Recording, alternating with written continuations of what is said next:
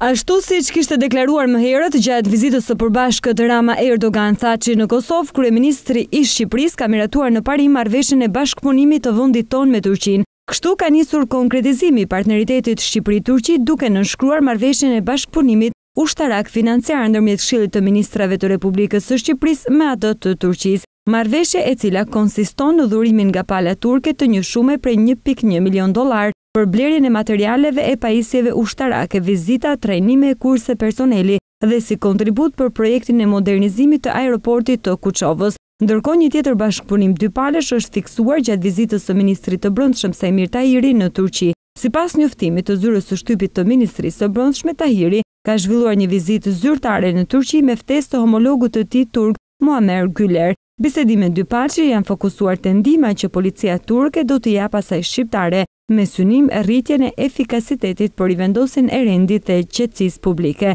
Ndërkohë pritet që bashkëpunimi ndërmjet dy vendeve të jetë edhe më i gjerë dhe në fusha të ndryshme.